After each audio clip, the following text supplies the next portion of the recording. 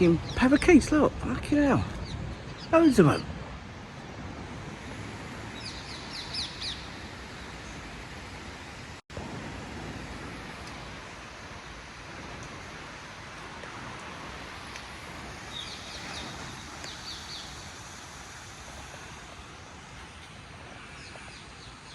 Spraying the shit over fucking central London, first thing in the morning. Parakeets are out. Fucking flags from other countries. Yep. No, fucking parakeets, look. Loads of them. Don't know where the fucking parakeets are coming from.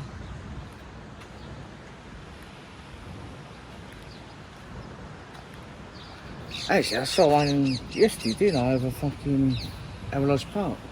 Yeah, they must be putting them over here for a reason. They ain't just fucking flown here, have they? They've like... And it ain't migration, is it? They've been planted here. Yeah. Probably to go along with the climate scams. Oh look, the world's changing, the fucking tropical birds are migrating. Yeah, like fuck, if you believe that, you'll believe all that fucking up there is all natural. Look at it, look.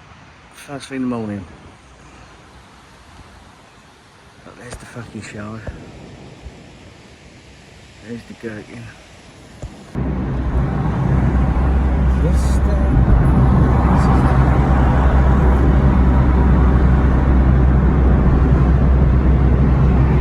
Well, today's August the 12th, the planets are lining up, we're going to lose 7 seconds of gravity.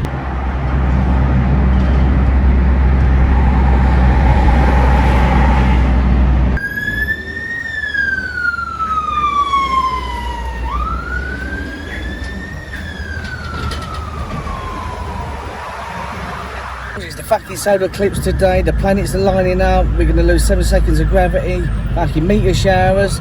I just saw a fucking asteroid just fucking landing, barking. Subscribe to my YouTube channel.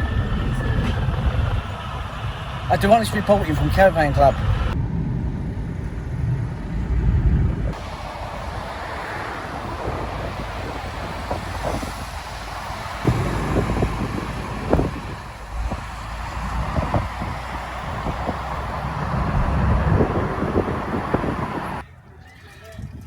Right, it's 6:10. It's August the 12th, 2026. Just waiting for the eclipse. Don't think anything's happening yet. It's meant to be going between 6 and 8, I think. Right, so it's now 7:15. August 12th, 2026. Waiting for the eclipse. I filmed it at 6:10 and nothing was happening, so let's just see what's going on now. I can't really see. I've got my sunglasses on, but I can't really tell.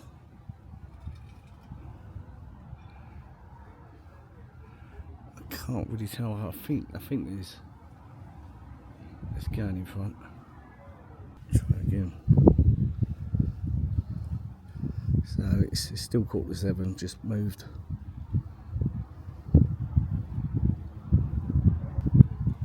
Yeah, I think the bottom right.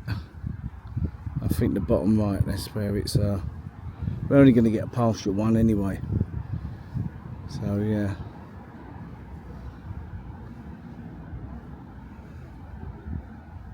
So we didn't lose no fucking gravity today, did we?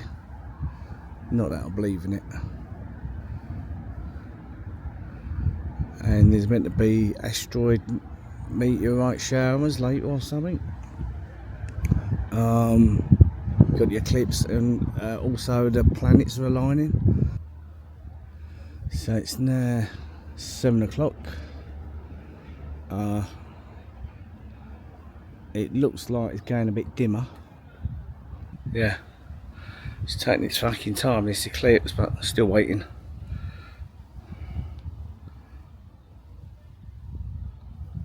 I'm watching.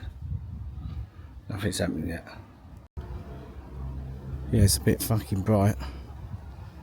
I might have to turn around. Bright eyes. Every now and then I feel a little bit lonely and you're never coming round. Bright eyes. Every now and then I get a little bit tired of listening to all the tears in my heart. It only happens once in the blue moon, but bomb bomb bomb dang dang dang ding dong ding blue moon blue moon blue moon bomb dang dang. Fucking neighbours get these fucking Uber Eats. People should stop using them fucking apps. They get my fucking tits. Half them cunts ain't legal if you ask me. They're driving about in them fucking death traps most of the time. See, like, I even ran I'm waiting for a fucking eclipse.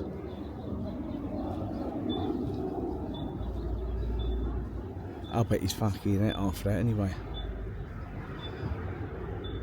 Here where I live, I used to get, I don't get it no more, I think the word got round. I used to get the Uber drivers pulling up outside, having to piss up my evergreens. I used to go fucking mad. I'd get the fucking hose out. Yeah, see, the sun goes out the front where we live. That's why it's just out the front. So, but look, you can see it's really dimming down now, and it's 7 minutes past 7. So I don't get dark till about 10 still, quarter to 10. But yeah, it's really coming over dark now, ain't it? Cat's out. At the front, it's still bright. Yeah, it's really coming over funny, ain't it? Ain't it? Yeah, so I've just come out the front. 10 past 7 now. You alright? You're not watching it? Yeah. Oh, you are? Oh, yeah. I follow there. I follow there, yeah. Oh, I didn't know if you thought I'm filming your ass, but No. I can see it, because we can't see it at the back. Oh, yeah. I can see it properly from my back.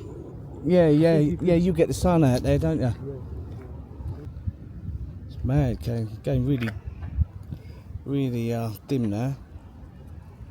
Like, if you look that way, which is, I'll take it,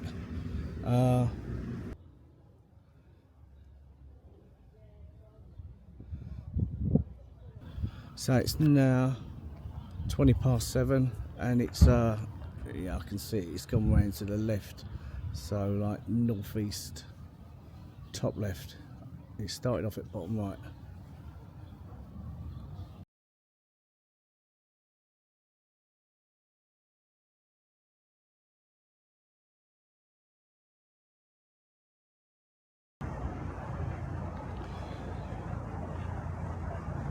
So it's still August the 12th, we've had the partial eclipse.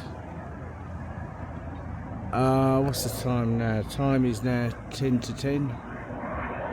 I'm just looking out for any asteroids, meteorites. We're meant to get some meteorite showers tonight. Just looking over central London again. There's the Shard, there's the Gherkin.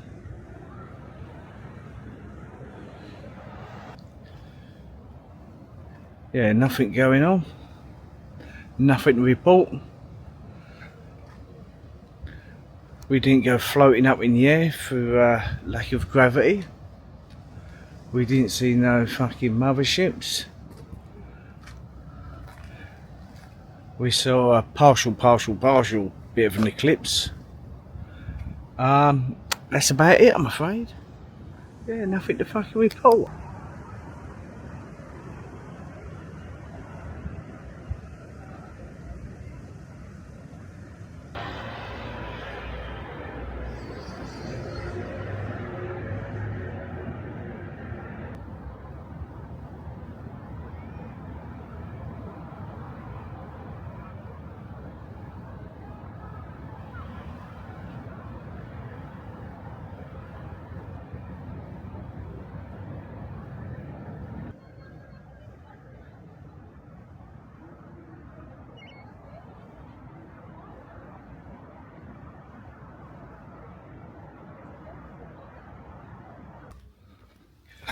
Just been to see my mate.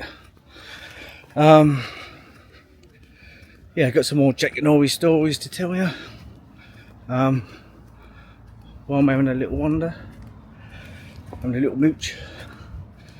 Yeah, just round there, Valence Circus. That's where no, Billy out of EastEnders, Perry Fenwick.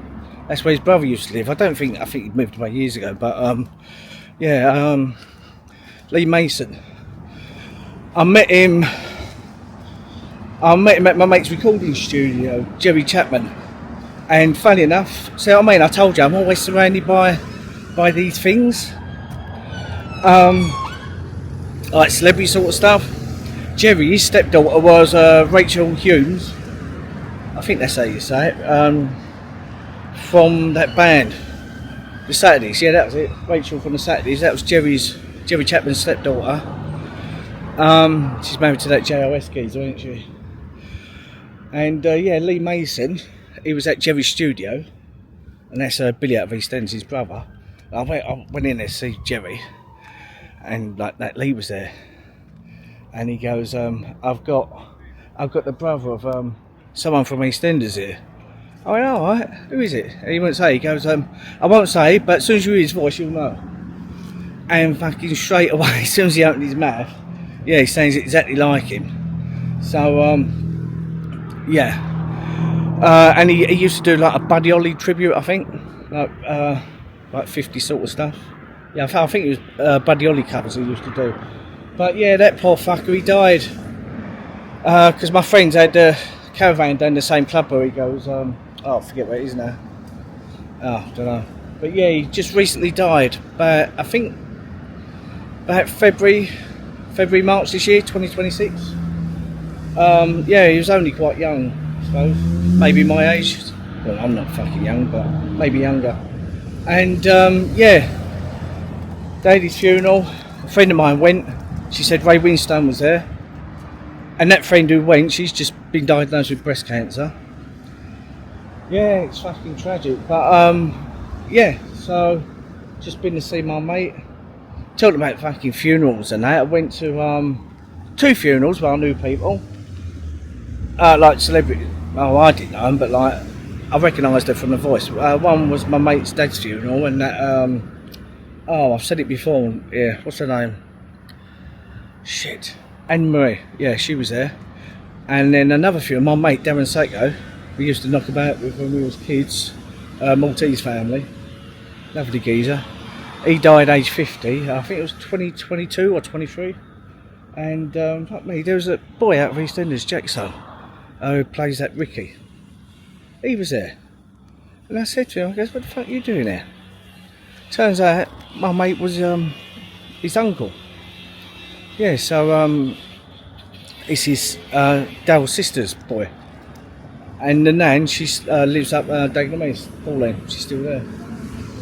Yeah, so that poor fucker died age 50, cancer. But yeah, you know what I tell you, I'm not.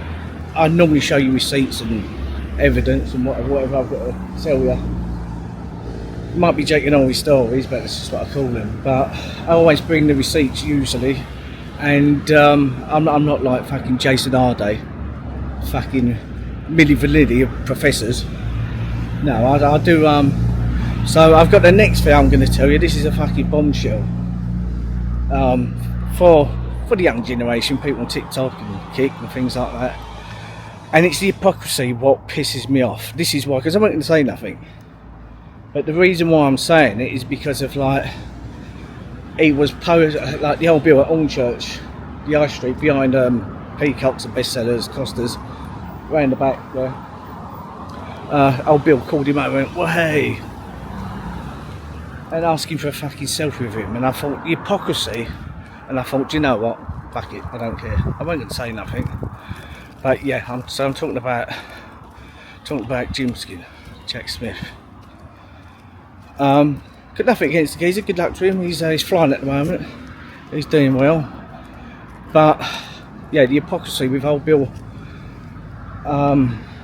With the old Bill asking for selfies with him, and he does his little drive rounds and that, don't he, with his brother and his dad. Darren, calls him Silverskin, don't he? Well, his real nickname is Bronson. And Darren Smith, what you don't know, and this is what I mean, the hypocrisy of it, he killed a geezer. I believe it was in this pub, the Cherry Tree. In here, right behind me.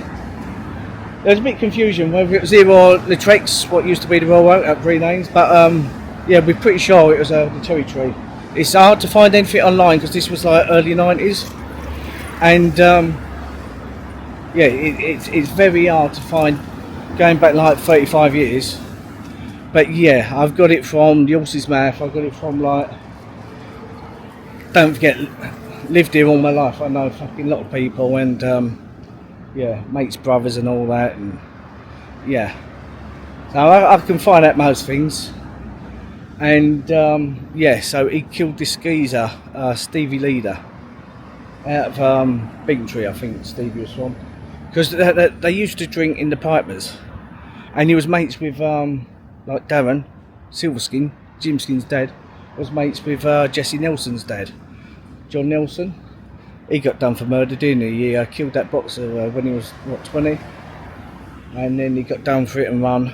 Yeah, Jesse Nelson out of Little Mix. Yeah, so I used to knock about with him. And this Darren, yeah, he, you know, he fucking hit this Stevie Leader. I heard it was one punch, so I suppose it was manslaughter as opposed to murder. And but he only done about something like 18 months or less. And the reason being, because the geezer he hit Stevie Leader, he had a brain tumour. He had tumours, and so that contributed to his death. And so somehow, I suppose on a pill, that got him out of fucking jail. But as I said, it's the hypocrisy of it. Like Gymskin is keeping that from the public. He's got millions of fucking followers. I thought that was him then in a fucking G-Wagon. And this would be his mates, weren't it? CLD. Fucking hell. Yeah, so, yeah, it's the hypocrisy of the thing. You got old Bill posing with Gymskin, and his old man, Darren Bronson, Silverskin, killed a geezer. Whether it was manslaughter or not, intentional or an accident, whatever, but like it's still being kept from the fucking his millions of followers and acting like fucking nothing's happened. Yeah, I know things, you know, you got a right to be forgotten, but you know that geezer's dead. Geezer's dead, and like, and you know, you're just driving about fucking like on the streams. He says to his sons. He says to Jake and Tommy, don't call me dad, call me bruv. What sort of fucking father says that? Can you stop calling me dad? Yeah, alright, just chill yourself. I'd rather you call me by my name at the moment. Because when you say dad, it makes me... You call him Silver. See what I mean? What? Well, that's as bad, isn't it? It's just as bad. What's Silver? Yeah, because I've got That's silver who hair. you are, you're Silver Skin. Alright, silver, dude. Alright, silver. I'll go with silver. Put it aside though, front though. It's a And bit hard not to call you dad, I've done it all my fucking life. oh no, but just sort of, when you look at me, just look at me hair and just think silver. What? That's what the name. What if I call you Chrome Head? Innit, I was going to say, you know, Silver Skin. I don't know. Walking about in his skinny jeans, fucking in his fucking mid-60s. It's a bit embarrassing, really. But Someone said Silver's got leggings on. you got to step away from the Fucking hell, Dad, I didn't realise you had them on. I love you to bits, they're sweet, but... And yeah, I know other stuff, personal stuff. You know, he'd done the dirty on someone I know. I won't say no more, but yeah, done the dirty on him, and yeah, so yeah, from what I'm hearing, he weren't a well-liked bloke anyway, and yeah, killed a geezer. Well, whatever way you cut it, killed a geezer with fucking cancer, and now he's fucking because the. Well, I shouldn't really say that. But yeah, word is he weren't about when he was a baby, when he was little. He was inside for one thing, but Yeah, sometimes it's a bit worrying to me sometimes because it's like, it's alright, but at this time of night when they're coming out of pubs and stuff, I don't like it, I don't like the vibe. It's like, you know, I know someone could, it ain't them being them. It's just that some people, when they have a beer, it gives them Dutch courage and it makes them into someone they're not. Sort of, and then they wake up the next morning and think, oh my God, what have I done? But it's just worrying by being a father to sort of watch. You got any lime cordial? Like, I can see Tom. Can I just get a little bit in there, please? Oh yeah, perfect. Cheers, brother. Nice one. Whether to sort of block them or you can't. It is what it is. So maybe it's a skill. Sweet, bro. Yeah. So, and now he's like fucking driving about with his fucking like Gymskin. He's doing well. Good luck to him. He's worked his way out on the social media ladder to get where he is. Good luck to him. But yeah, my point being is, Jack, Gymskin, you're keeping it from everyone. You're keeping it from everyone, and like, you know, I know it's really, when you're in the public eye and you're like a celebrity. Do you know what I mean? It's just that it's a bit deceitful, ain't it? It's a bit all that Mr. Nice Guy fucking acts and all that, and your old man killed a geezer with cancer. And now you got old Bill posing, calling him over. Well, hey, fucking wanting selfies in Allchurch last week. I'm sorry, but what the old Bill done to me, what they fucking done to me, when I spoke the truth about that murder and dismemberment that I told you about, and they was moving next door to me, and they almost killed my friend, and because I blew the whistle on it and spoke out, because I believe the Neil Bushell murder could have been prevented with the evidence I was giving the police, the warnings I was giving them, just like with the Grinder murders, what was happening at the same time, and they had me blowing the whistle on it. So that's what I believe, in my opinion, they threw the book at me, because I was blowing the whistle when they had another, basically a fucking serial killer, killed four geezers in the borough. And yeah, so then when I'm blowing the whistle on the Neil Bushell murder, which could have been prevented, I believe, in my opinion, yeah, they fucking come at me, and yeah, so they think them cunts come at me, put me through hell, put me in prison, harassment without violence, put me in nick for it, and you got his old man who killed the geezer in this pub behind me, and now he's on social media lording it over everyone. It's just the hypocrisy of it, isn't it? Just a bit of a kicker, you know. So yeah, I just thought you all should know that, and yeah, I'm sure I'm always fucking where Gymskin goes. I'll bump into him somewhere. I don't want no bother, don't want no egg. Got nothing against him personally, and it's just hypocrisy. Like Gymskin keeping it quiet, and I mean, like, press, if you're watching, you know, like, you've got access to more databases than I can get access to, but yeah, I know for a fact, I know for an absolute fact from the horse's mouth that it happened, and it was early 90s, so I haven't got the exact details, dates and dates of birth and things like that, but yeah, I know for a fact it happened. And yeah, it's been kept fucking quiet. And you know, and because it hits me personally, because of like old Bill, what they done to me. Take these guys to London and we'll just... Well, hey! What's happening? Having a float show and a boat race? Copy was burnt? Can't you go in there and nick the barista or what? Let me get a pic with these. Over here, quickly. Nick the barista. Oh, no, he's God, sweet. What's happening, mate? Good to meet you. You're right, yeah? How's life? Go over there, yeah, I'm alright. You don't want to be on stream, do you? Okay. Yeah, ain't no fuss. What's happening? How's work? Yeah, it's all good, mate. Sweet? Good, yeah. Decent? They've burnt me fucking beam, mate. Have they? I need them nicked. What temperature? Probably about 106, mate. It's burnt to fuck. It's filth. Dummy, innit? How's graft though for you? Alright? Yeah, had a coffee. Not good. Burnt or not? No, I had an ice one. I had an ice one, so I couldn't really. No, that's alright. Complain. But yeah, let's get a pic. Yeah, of course. 2 secs. I've got to go a pic with these. 2 secs. Jump. Go on, bros. Come. Yeah, go on. I'll grab a pic with you if you want. Sweet, darling. How are you? Cheers. Nice to meet you, darling. Have a nice day, yeah? Yeah, go on then, mate. I don't mind. Well, why don't you jump in here? How about that? Hey, Clark, run this I'll Philip. take Yeah, it Clark, for you. take it. Yeah, jump in. Get 2 brothers in. Right, I'll jump in this side. That's his favourite side. He loves that. Oh, yeah? Cheers, mate. Sweet, bro. Nice to meet you, bro. Just remember Pleasure, that camera work when Have a you nice see day me, to yeah? Perrier, yeah? I've seen you about before as well. I don't think you'll miss him now in that. What they done to me, yes, it's a bit of a kick in the knackers. Let's just put it that way. So, yeah, I thought, fuck it. People like true crime and all that. And I just think you've got a right to know that you're being deceived, basically. It's deceitful. You know, geezer acting like Mr. Nice Guy and fucking... And he's you know, it'd be one thing if it wasn't with... It's only because he goes on stream with his dad. And he's got like a streaming name, Silverskin.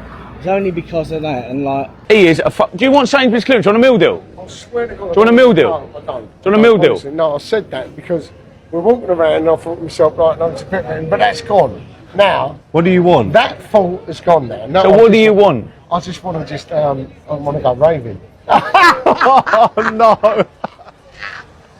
I'm sure he gets money from it. And like, you killed a geezer with cancer and you're keeping it from the public. And this is what does me. Old Bill posing for selfies. And also, you think when he met Kenny Noy the other week in that cafe in Kent, was that really a chance meeting? Don't know, maybe. But the old Bill, if you watch it, do you know what I mean? If they are connected and that was set up, because I'm sure Gymskin's seems like he's got a PR team behind him. If that was set up,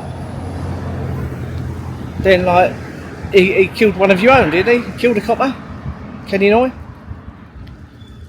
unless I'm mistaken. Yeah, killed a copper, stabbed him, and you got your mob in Hornchurch, fucking pulling over the meat wagon behind the high street last week, about August 11th, 2026.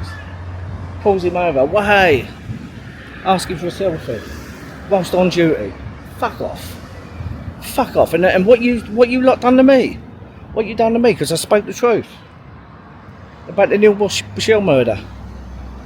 And my friend who lived, yeah, just I walked down there actually.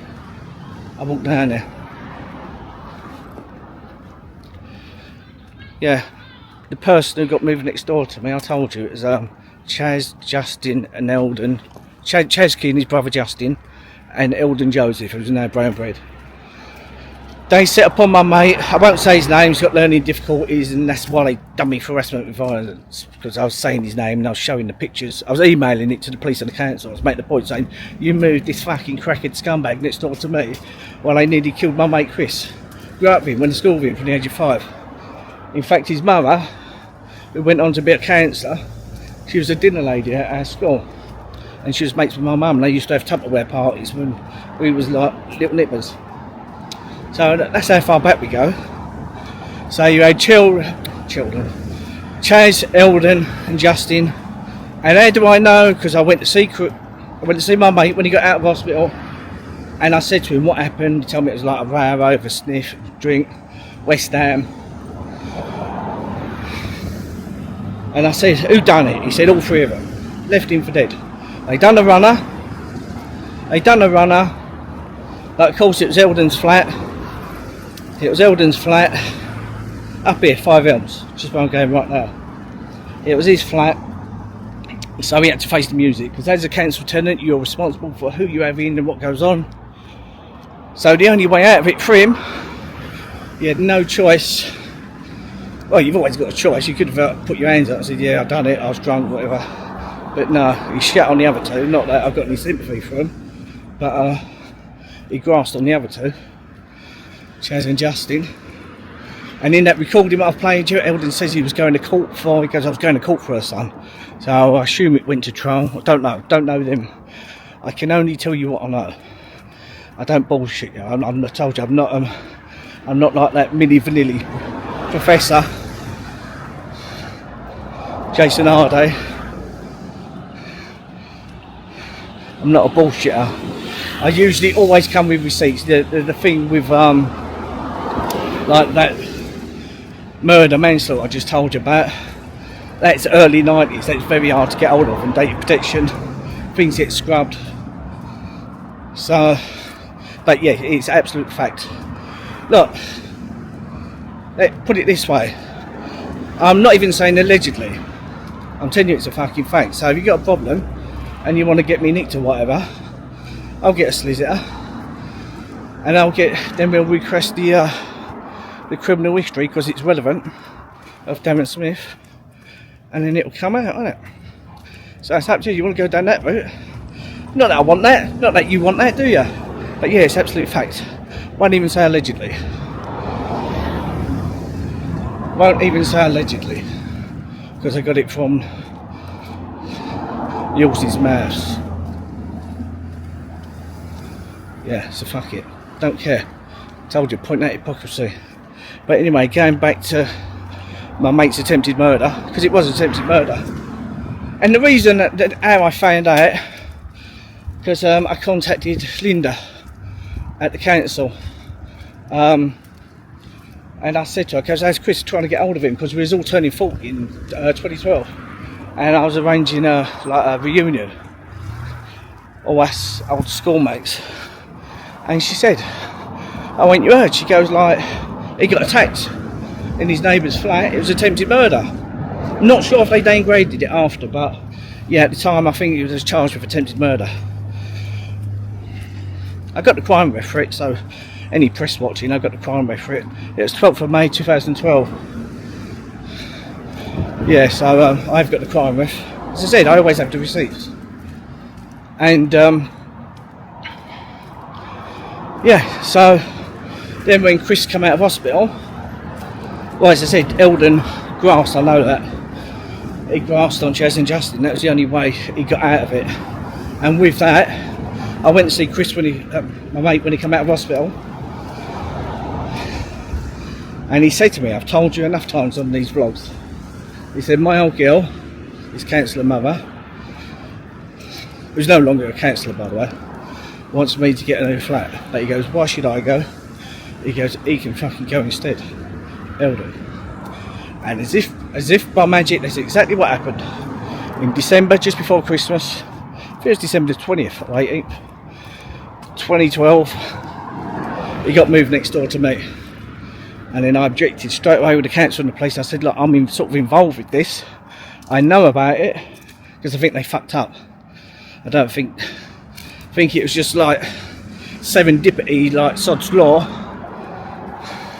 that it happened next door to me. As I said, sometimes I feel like I've been guided in life, that I'm not supposed to do these things, or I have a taste and then it's like dangled in front of me, like dangling carrots, and I don't get any further. And I feel like, out of all the things I've sort of like been connected with and been around in my fucking 54 years, I feel like it was to talk about now. Just makes sense. Like I'm vlogging and I feel like, oh, do you know what, I'll talk about it. And people are interested.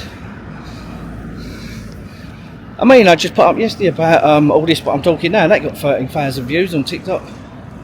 YouTube is struggling because of the algorithms. But TikTok, yeah, that's flying at the moment. I've done the Closet Gay Soap Star TikTok. My friend caught that soap hard man, womaniser, kissing another geezer in Soho. Couldn't get his camera out in time because he was pap. And yeah, that got 91,000 views. And apparently that was like common knowledge. Because there was all that talk of Gordon Ramsay.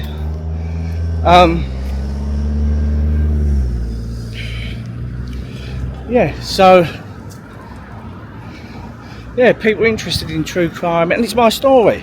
My CBO, because they put me away for 6 months, done 3 and 3 on licence. I said, like, I get looked after from above, I reckon, because I have one holiday to New York spending money. Told you I've put all that up in episode 8, all the proof. You know, I get looked after. God looks after you. He looks after his people, truth tellers. Yeah, so yeah, so I'm always looked after. That's why I feel like just, you know, covered in the blood of Jesus. Speak the fucking truth.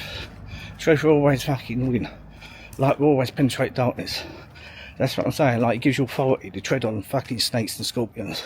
So I ain't worried about any of these fucking dirty bastards.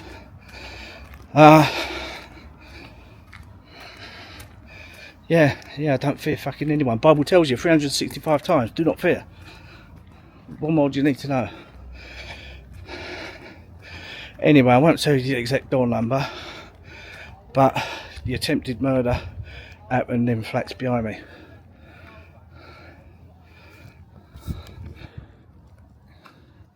Yeah, in Eldon's old flat, up here, left him for dead. So this is Halbert Street, Devon. Yeah, so yeah, as I said, like, he's not there no more. My friend's not there no more. So Eldon's dead. I can talk back. Yeah, they put me away for 6 months and give me a 10-year CBO. See, the thing is, there's a saying. Yeah, I got done with harassment without violence, but there's a saying: when you cut out a man's tongue, you don't prove him to be a liar. You prove that you fear what he has to say. And that was the fucking case. That was the case. In fact, 1 week, if it was a week or two, I went to see Megan Michelle, Neil's daughter, and went to see her guardian, who she's living with now. I won't say his name, won't say where, but he told me what I didn't know. He said about a week or two before they killed Neil Michelle, Chaz Key, Chaz popped his eye out, dangling down his cheek. Fucking crushed his head, popped his eye out. Evil bastard. And you know, Neil was in hospital. That was like about a week or two before he got killed. And you're telling me the old Bill didn't know? Come on. Come on, you a day old?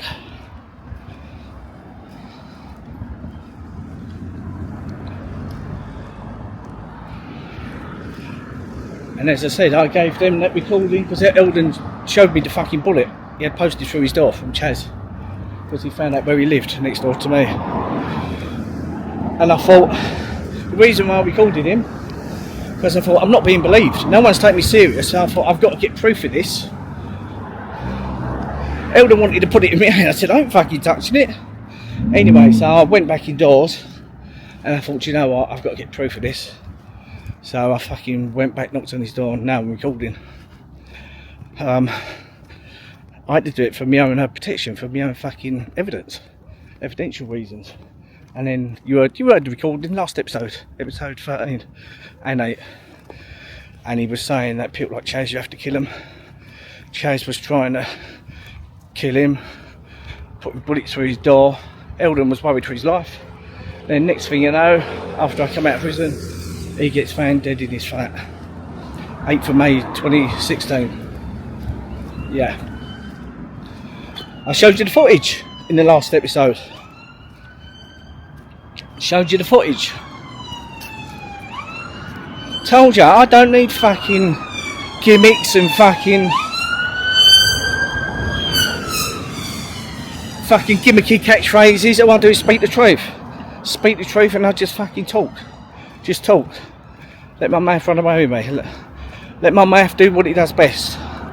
As I said, I don't hate innocent people. I hate fucking scumbags.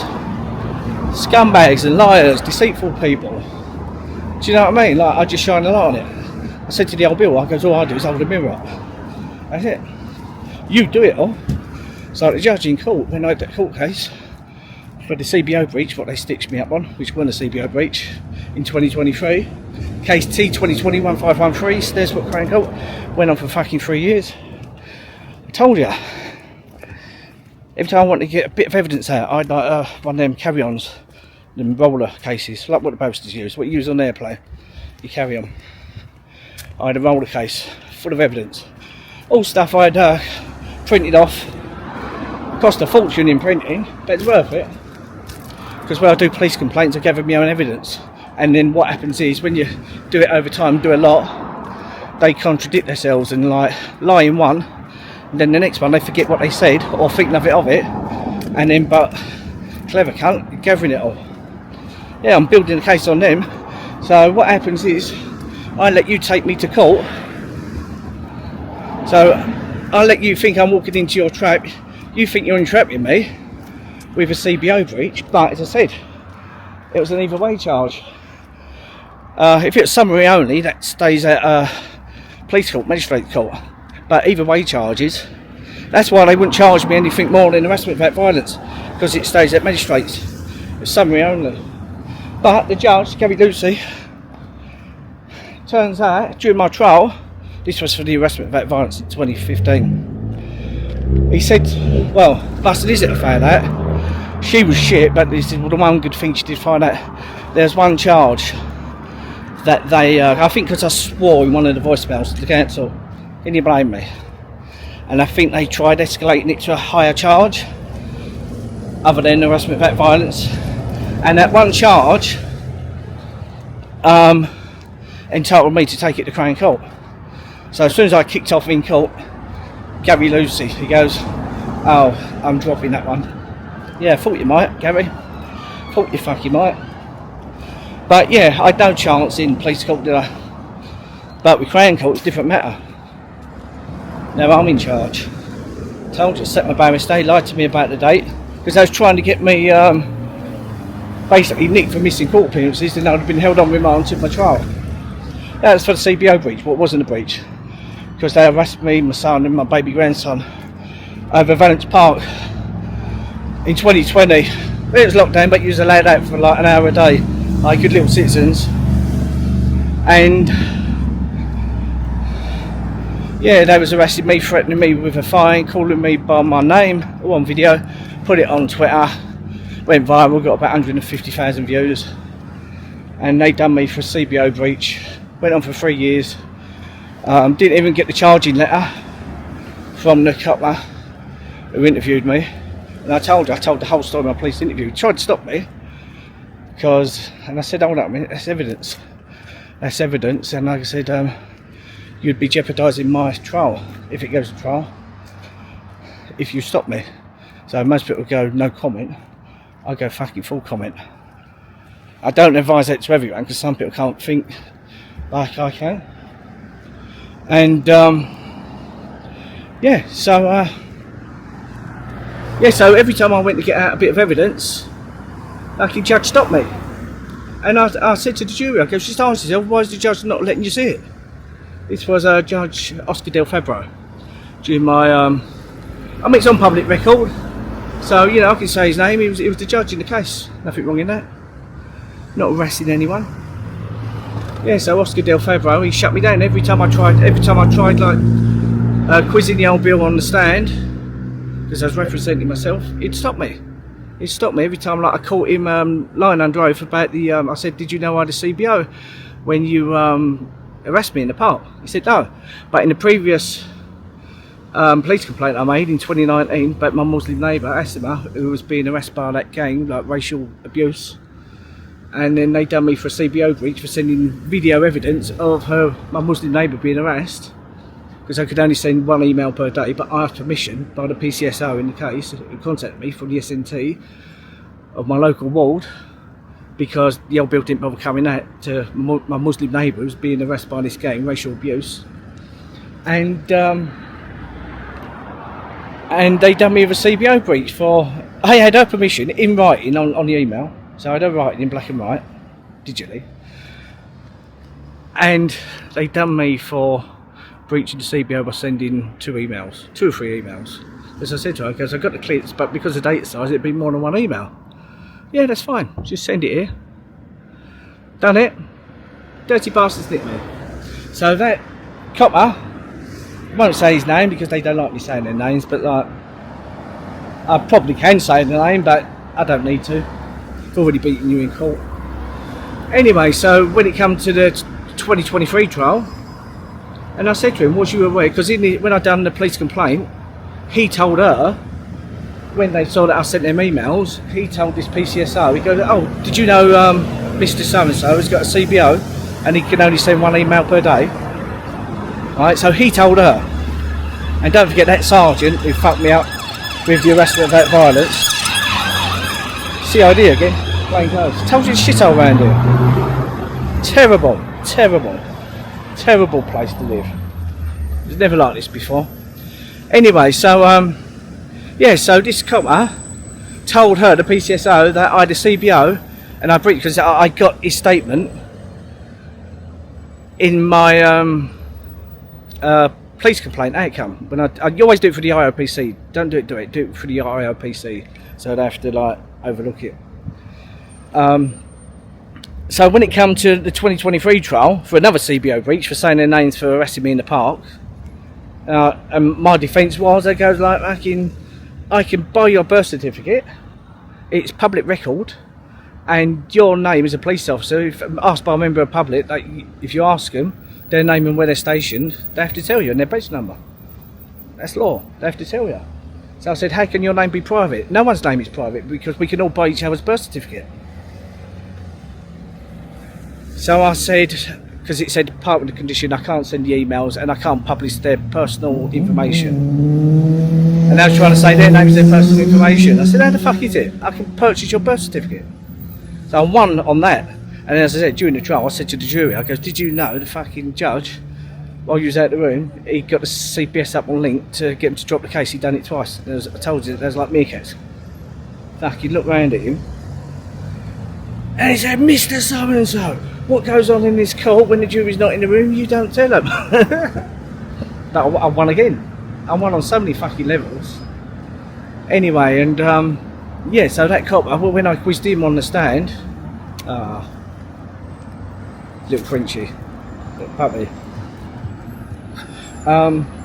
It's beautiful. You can't see him because it's on face tracking, but anyway, yeah, so yeah, when I was quizzing the cop on the stand and I said about did you know I had a CBO in 2020 over the park, you know, about 6 months after the other fucking, because the CPS had to drop the reviewing lawyer, Karen Duberry, she had to drop it. Karen Duberry. Got a phone call recorded as well. Yeah, she said, are we dropping that? Not enough evidence, and I said, no, the reason why you're dropping it is because I chose Crown Court instead of Magistrates Court. And I said Magistrates Court, you'd have kept your mouth shut and fucking, because I could have got 5 years for sending the emails. Dirty people, I'm telling you. It's only because I chose Crown Court, because I'm savvy. And then that Karen phoned me up with the CPS, and I got the letter. She was the reviewing lawyer.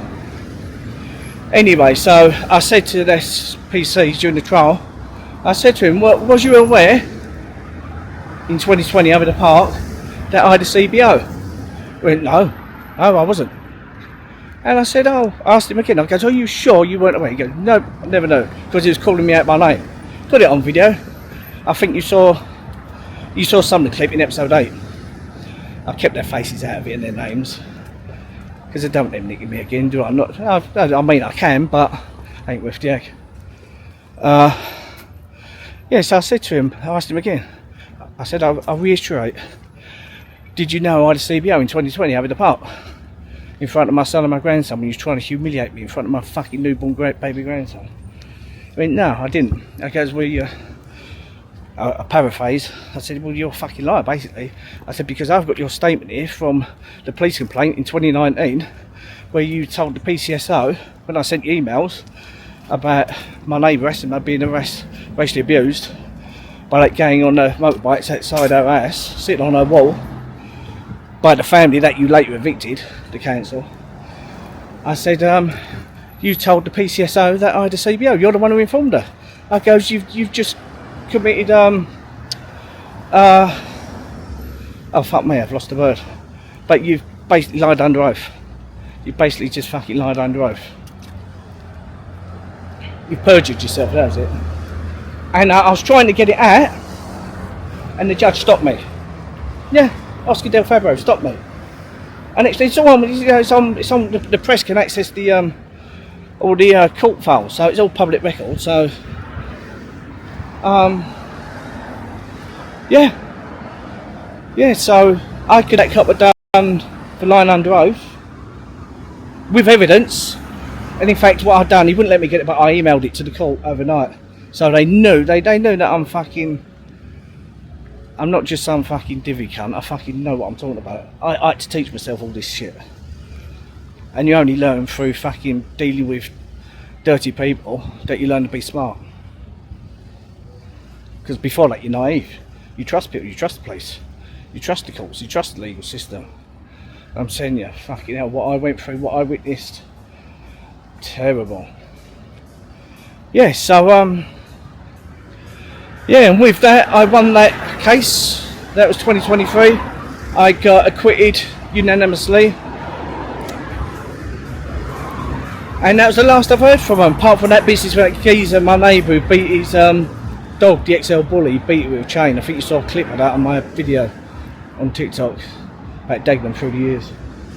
Yeah, beat the dog with a chain, punching it in the head, fucking throttling it. Poor little thing.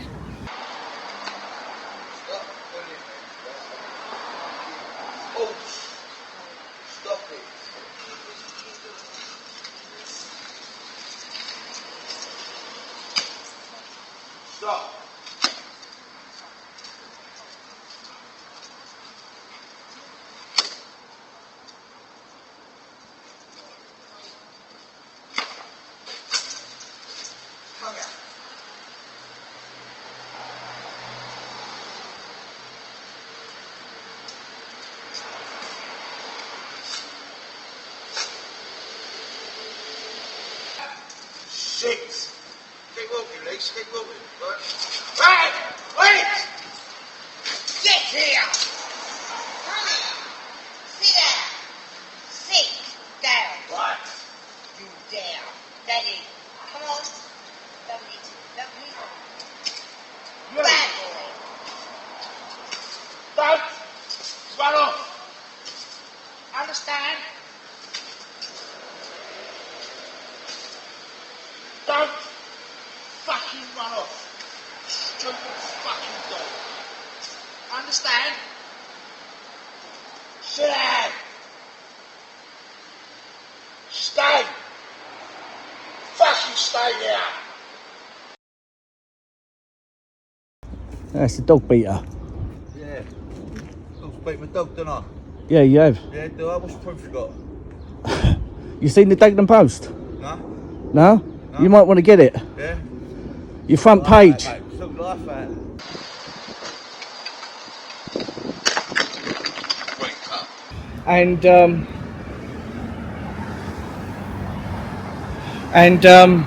Yeah, so I had people watching me. Fucking yeah, so and the old bill didn't come out. They didn't come out and act. He beat that poor defences. I know it's an XL Bully, but do you know what I mean? I think it's the owners that are the problem, not the dogs. And yeah, he had it off lead, unmuzzled, let it fucking run across the road. He was pissed out of his fucking nut. And but I saw him do it before to another dog. In fact, it was another local geezer, another faith, Brian Lucas. It was his brother, and I think he was connected with all that Darren Smith and John Nelson. I know John Nelson definitely. Jesse's dad, little mix. But Brian Lucas, yeah, it was his brother's dog. Yeah, it was an Alsatian German Shepherd. It run out of my mate Clint, run out of his garden in the flats. And so the dog was running about, so we was trying to find like the owner. And then my neighbour came out with his dog at the time, and he had a metal chain. And the dog come over to sniff his dog, and he started fucking whipping it. Well, he tried to, but the dog ran off. Otherwise I would have took that further. But because of he didn't actually touch the dog, and I understood he was trying to protect his dog at the time, so I ignored it. So I did see it before. So I'm not just some evil nasty cunt, I saw it before. So when I saw him pissed outside, whipping the dog with a metal chain, I can't help but stand up for people. I can't help. Yeah, I'm not fucking Gymskin pretending I'm fucking going to save an hedgehog and helping an old lady across the road for like only if you're filming. No, like I'm a genuine geezer. I've got an heart of gold. I have, and unless you cross me, of course, it's another matter. Then I'm not John Wick. I'm fucking Jay Wick. Yeah, but you'll see another side to me if you do that. But as I said, I wouldn't hurt a fly unless it hurt me first. So that's how I live my life. Yeah, so the old bill didn't come out for that. And then I got the press involved. I had a press contact, you see. Charles Thompson at Argent, and we've done a few stories together. And in fact, I don't think he's allowed to talk to me now, because I think the old bill must have warned them off. Like, fucking stop. Everything was going in the paper. Anyway, so yeah, so Charlie done the front page about me quoting blood to be on their hands, which it would be, because if that dog was to fucking get vicious with someone else because of how it's being treated and it's unmuzzled and off the lead, you know, it could fucking do some serious damage. And that poor dog, you know, no matter what breed it is, fucking still an innocent dog, didn't do nothing prior to that. And oh, this cunt better not get me a copyright strike, fuck off. Anyway, let's walk back this way. So yeah, so the old bill went out about, I think Charlie done about 3 more stories on it, because it went on for about 2 months before they acted. And then it turned out, then they finally, that inspector, local, he had to get in touch with me then, with his tail between his legs, pardon the pun. He had a funny surname. I won't repeat it, but like, I don't believe it could be real. I went down to just fucking trolling me to like stay anonymous. Yeah, but anyway, but he said we tried doing it without because he said basically your local ward won't get involved with you. And yeah, they won't. And he said, so we tried doing it without you. I goes, well, how the fuck could you do it without me when it's my CCTV, it's my evidence? How could you not? I mean, like, fucking, how can you be on bill and not know that? And I have to tell you, the fucking coup, I have to tell you your job. Anyway, so they finally acted and retrieved the dog. And as I said, if, you know, last thing I wanted anything bad to happen to, I don't know what happened to, I know it went away because he got charged kennel fees, £1,000 kennel fees, £200 something else.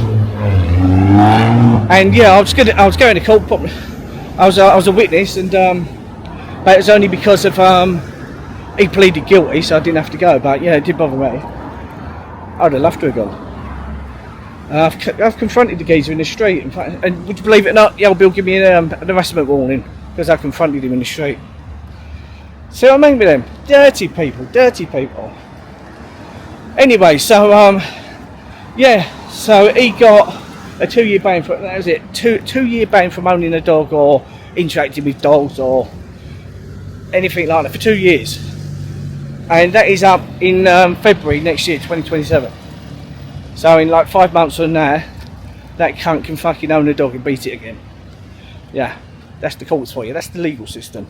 If you speak out and expose the police for their inactiveness and failure to act on serious crime which could have prevented a murder, if you out them, oh yeah, they'll fucking put you away for that. But you fucking beat a defenceless dog or whatever, nah, it's fucking fine, according to them. So yeah, that was the last interaction I had with them, and my CBO, they give me a 10-year CBO in 2016, 8th of January 2016, that's when I went to prison. And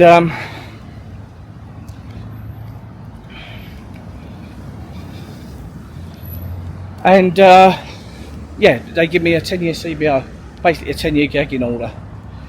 I couldn't send more than 1 email per day, make 1 phone call per day. So if say if I see say if I see a rape and a murder in 1 day, I can only report 1 of them. Yeah, seriously, fucking hell. So I could only make 1 phone call to police per day, 1 email, and I couldn't say the private details of the police officers, which I never, because it was public, it's in the public domain, so on public record. And the government website told me that. I emailed them, so I did print that. I think was it the GOO office, something like that, or the registry or whatever. Yeah, they told me, they said no, you can, how can it be private information when you can fucking purchase their fucking logbook with their name? Hello John, got a new fucking birth certificate. Yeah, so yeah, so that's my last interaction with that lot. And then, as I said, my CBO was up in January, and I don't need to say names. I'm only I'm not harassing you, old Bill. I'm not doing anything like that. I'm just telling my story. I've got a right to tell my story. I'm keeping names out of it. Okay, I mentioned Elder's name, but he's dead.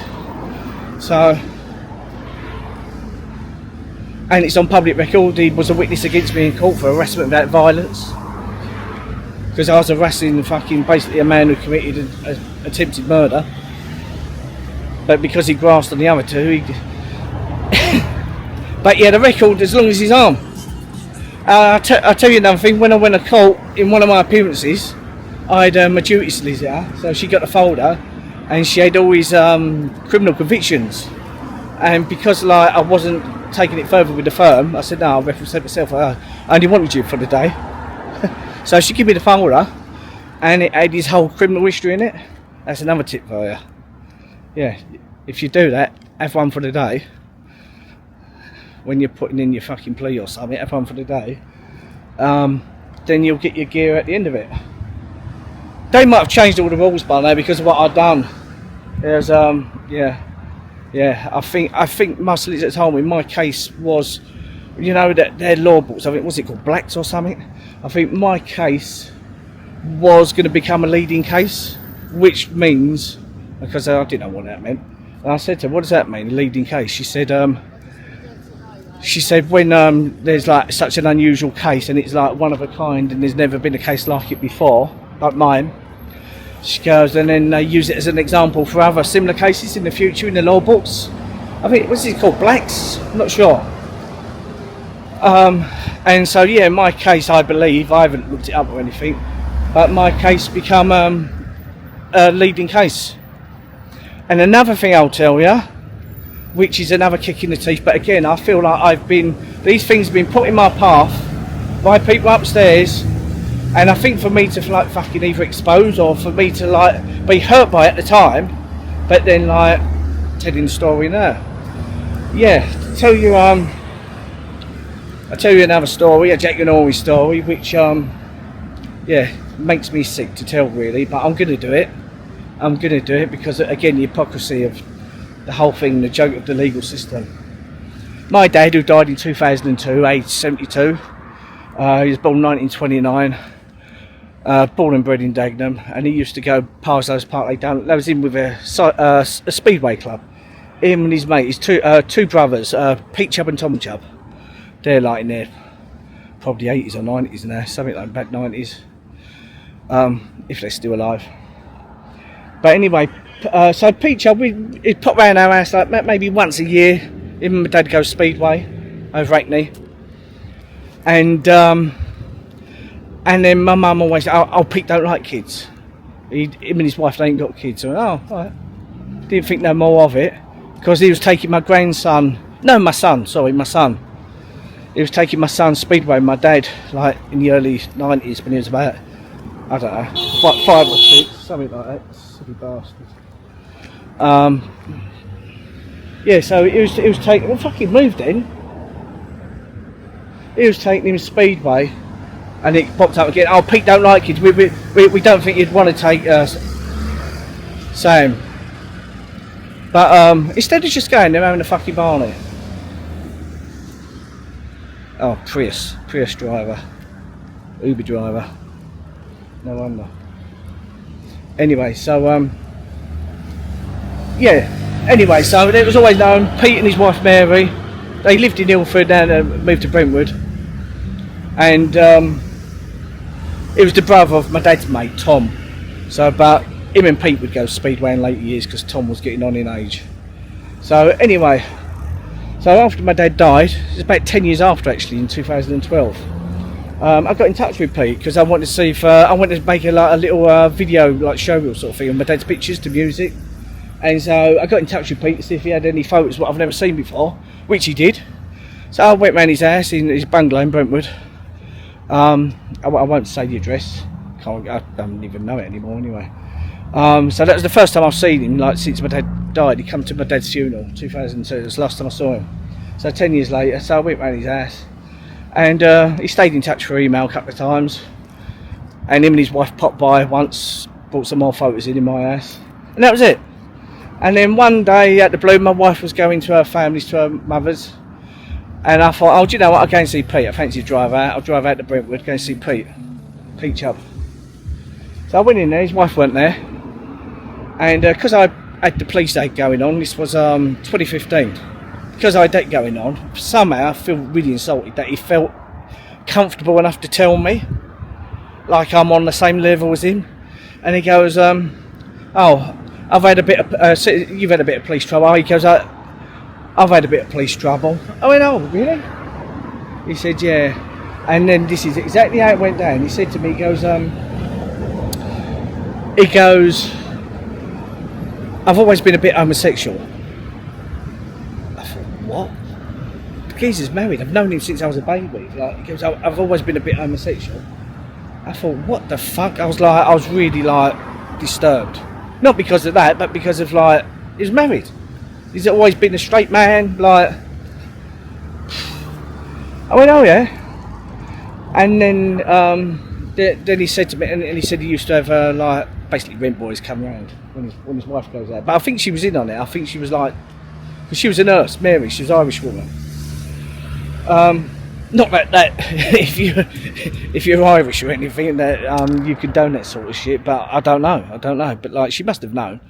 And he said, yeah. He goes, because he asked me about CCTV, because I got all my cameras in that, like before then, and he had all cameras now because of all his Swan cameras and that.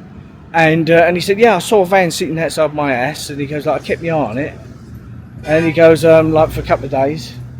And he goes, I thought that was odd, because like no one really parks. It's like down like a country lane in Brentwood. So obviously he noticed something unusual, but he took no notice. The next thing he gets raided. He said, oh, they took my computer. I was shocked.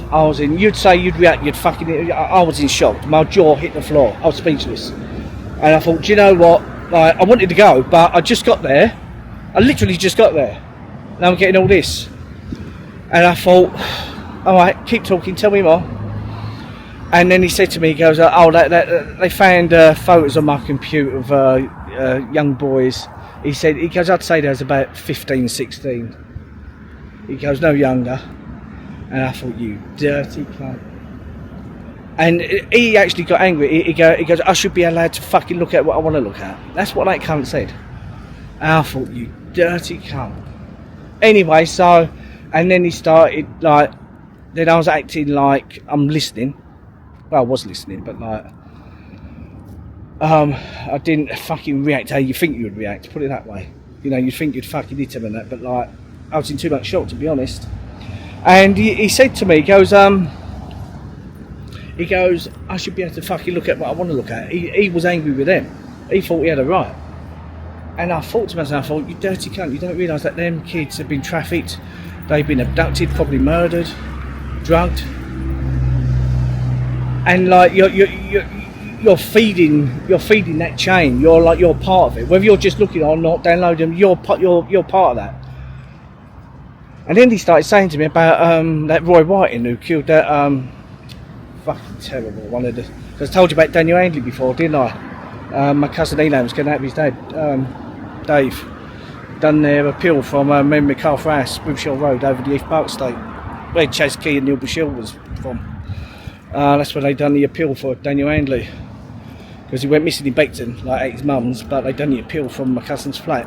5 men MacArthur House it was, back in the 80s. No, that was 90s, wasn't it? Yeah, 90s. Yeah, so obviously, and I went to school with another Sarah. Her brother was in my class, Sarah Payne. Her brother was in my class. I went Parso's Manor. I went Clacking, I went Parso's Manor. And her brother Colin was in my class. But I remember when I was in juniors, I remember that Sarah Payne murder. But another fucking PDF file. And yeah, so I grew up. That's what I'm saying. I've always been around these fucking stories. Like, I think, why me? So I think my only, but it must be to talk about them. So yeah, yeah. So Colin Payne was in my class. It's just another little connection I'm making, another little coincidence. That's I'm trying to emphasise to you how this sort of shit's been around me. I've been witness to so many things, and that I feel like maybe this is my journey to talk about it. Yeah, so yeah, Pete was telling me about Roy Whiting, who murdered that other Sarah, I forget her name, young girl, what, she was 8 years old, in that field by because they've done that thing Sarah's Law, ain't they? But apparently that Roy Whiting was connected, and he said, he goes, I bet it's to do with that fucking Roy Whiting, because he was connected with the Speedway Club. See what I mean? People you've known all your life. I said to forget what I said it to. I goes like my dad. I think like he couldn't have been aware of none of that. He couldn't have been. Yeah, he couldn't have been. Well, we wasn't aware. So, but my dad was mates with his brother. Really, Pete was just like tagged along. Anyway, yeah. So, as an example of like hypocrisy and a fucking kicking the fucking knackers. Oh. Before I go into that, yeah, Pete was saying, yeah, they raided him, took his computer and hard drives and whatever. He goes, but there's one memory stick they didn't get. I went, oh, really? Anyway, so as I'm about to go in the kitchen, my wife phoned me from her mum's. Her mum lived in Clacton on the seafront.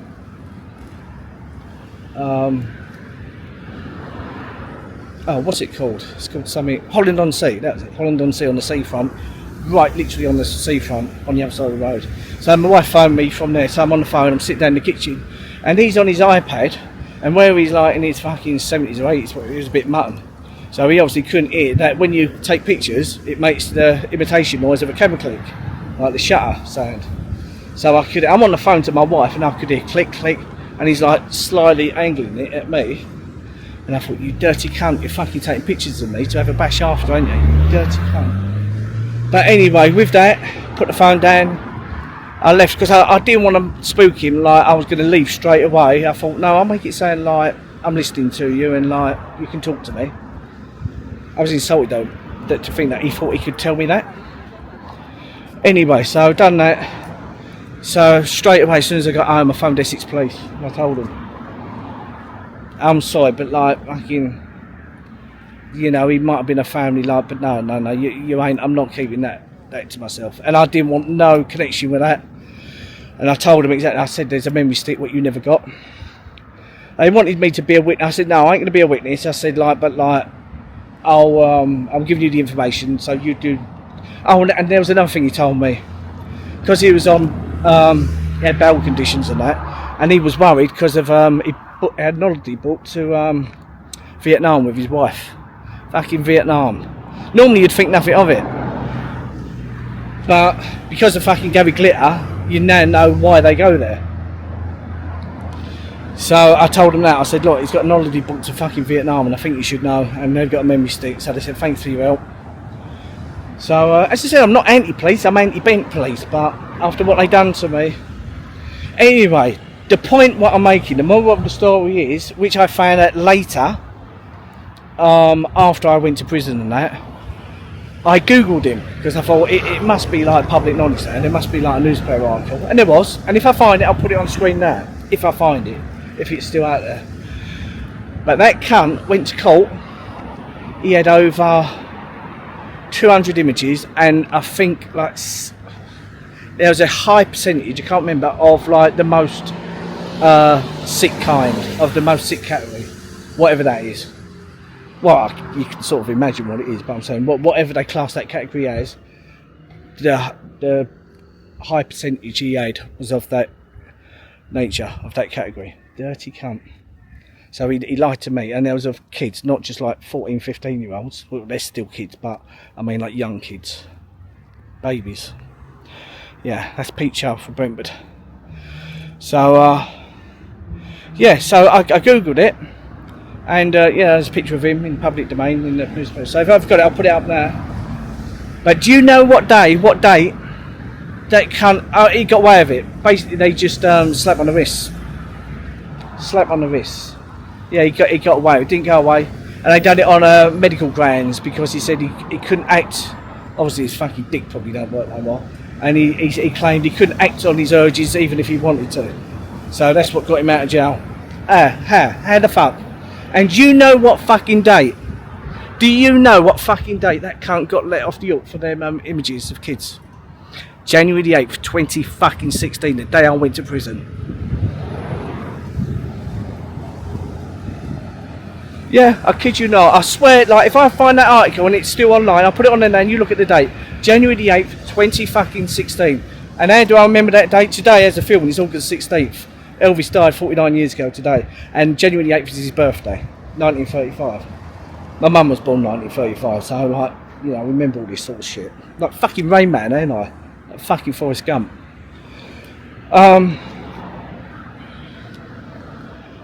Yeah, so what a kick in the teeth.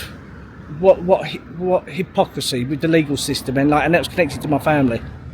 And I went to prison for speaking the truth, and that dirty bastard gets let off for the most vilest sort of fucking offences you can do, apart from actual fucking physically doing it. Yeah, so this is why I'm so passionate about fucking liars and fucking murderers and fucking scumbags and people pretending there's something they're not. I'm fucking the real deal. I do not lie. I do not fucking bullshit anyone. I'm not like fucking Jason Arday, as I told you. I'm not like, I'm passionate, I'm real. I'll just speak. No fucking gimmicky catchphrases and saving fucking hedgehogs like fucking Gymskin. All that fucking fake shit. And covering up for his dad killing the man with cancer. No, you get none of that with me. You get the truth. With evidence. Yeah, so that's why I get so uptight about these things. And like after my cousin like molested me when I was a kid, and I hated him, and then fucking his family turned on me and fucking caused me out for years later. I can't help but be fucking speak the truth and expose things. This is just how it's been inbred in me. This is why it's not just like a fucking an obsessional sort of thing, if you want to call it some sort of like derogatory sort of fucking sarcastic comment about, oh, it's obsessive. No, it's because of what I've fucking been through. So when I see shit, I call it out. I hold a mirror up to it. That's what I do. I can't help it. Can't help it. It's fucking truth just fucking flows out my fucking gob. I couldn't lie if I wanted to. I ain't even got a big willy. There you go. There you go. Don't fucking... She must have heard me. She gave me a funny look. She probably thought, oh, I was going to pull him. I'll fucking swerve it now. No, I'm only joking. But, yeah, so this is why I am the way I am, because of what I've been through, what I've experienced. And so when I tell you about Gymskin's dad, Silverskin, Bronson, Darren Smith, killed a man in this very fucking pub. Do you know what I mean? Though it might be scrubbed off fucking the internet, but I'm telling you now, look into it. Oh, Bill, if you're watching, look into it. Look into it. Stephen Leader he killed. Look into it. And it'll come out. The press, look it up. Go for the records. Yeah, he died of one punch, head injury, died from his injuries, but because he had like brain tumour, 2 brain tumours, I think it was 2, that contributed to his death, and so I suppose they probably downgraded it from manslaughter, I'm assuming these bits, and probably downgraded it to GBH maybe. Don't know. So yeah, in the cherry tree behind me. So I'm not just a cunt. I'm not just like fucking causing trouble. No, I'm not causing trouble. I just call it out. I call out hypocrisy, and especially when it's closely connected. When it comes to like, oh Bill, what they done to me, and obviously what I'm doing now. I'm doing like social media now, same as Gymskin. What's similar?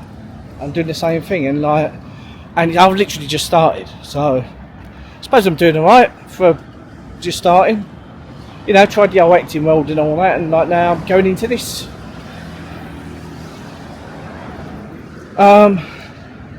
Yeah, as I said, I think like some of my stories should have been booked off fucking films, and like, so this is another way of just putting it on record, and you know, my family, my grandson, he can like watch it long after I'm gone.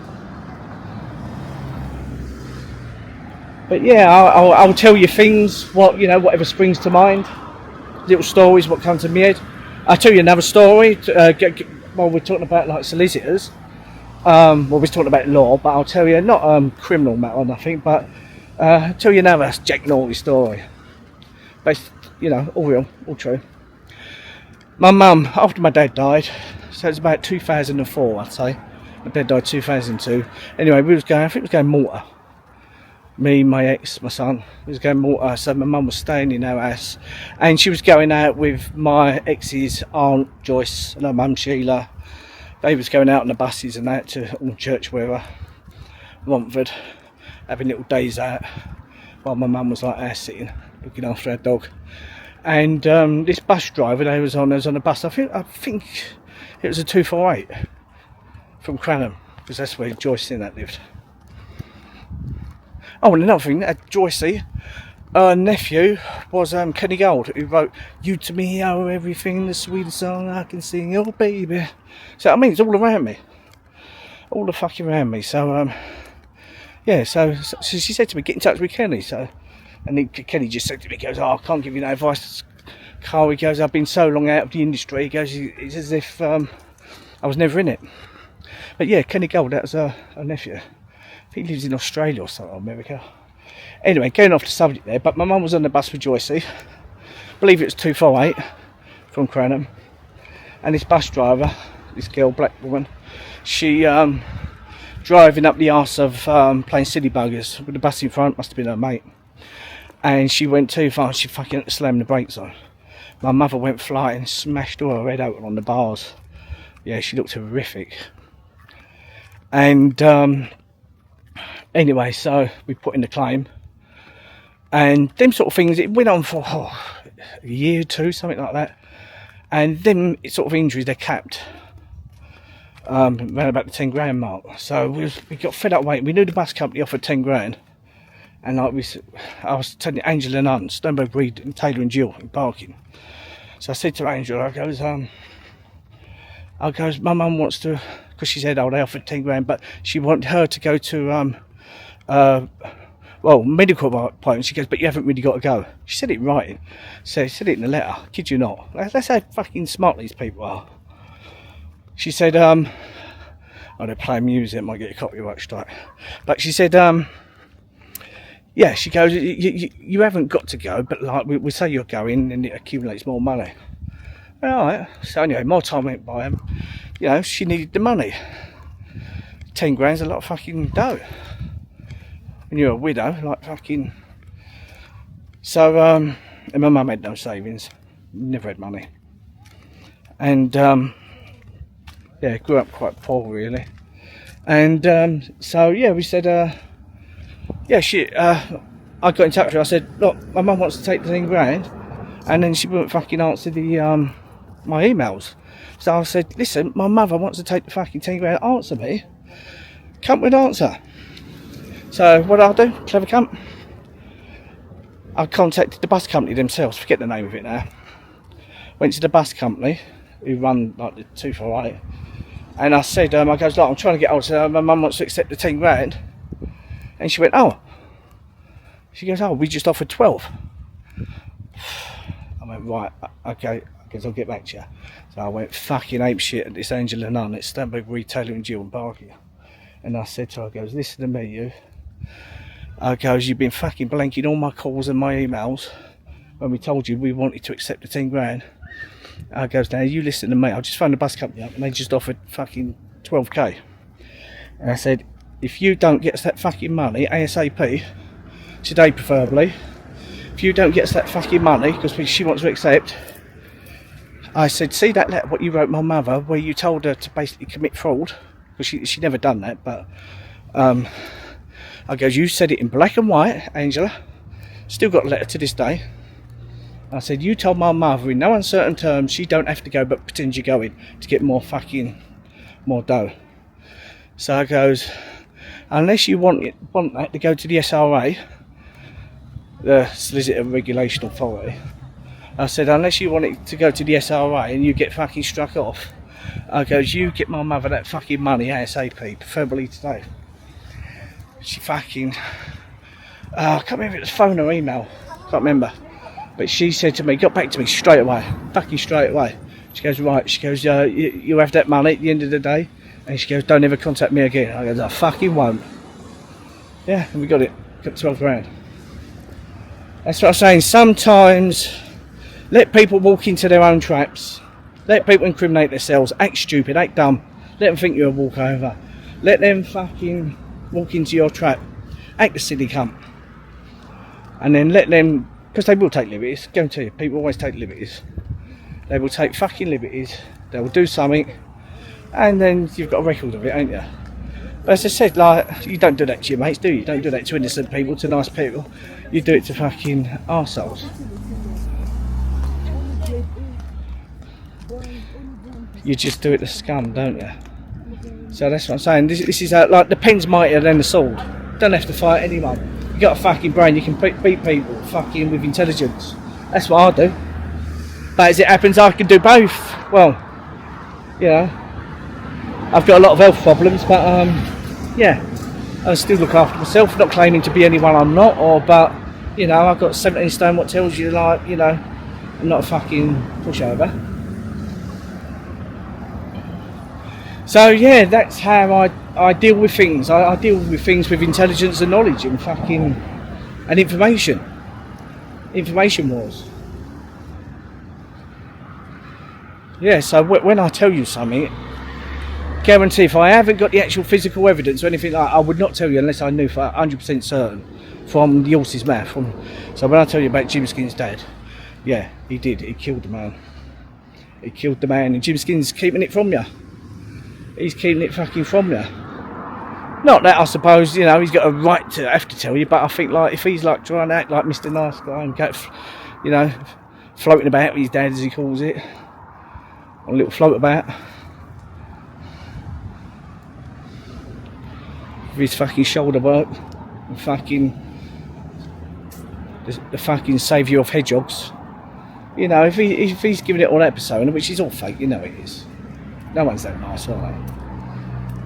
But I mean, good luck to him. You know, he seems like a nice bloke, but what I'm saying to you is he's deceiving you about his dad. He's not telling you. And I think you got right to know, because like there's little kids watching him. Everyone wants their selfies with him. The old Bill want their selfies with him, and he's flying about with his old man. And his old man killed a man, and you got police fucking asking for selfies with the people. I'm sorry, I can't help but point out the fucking hypocrisy. And as I said, like, if you think I'm fucking, like, well, fucking go down the legal route. I'll welcome it. Go down the legal route, because then we can request the criminal convictions, can't we? Yeah. So if I'm lying, go down that route.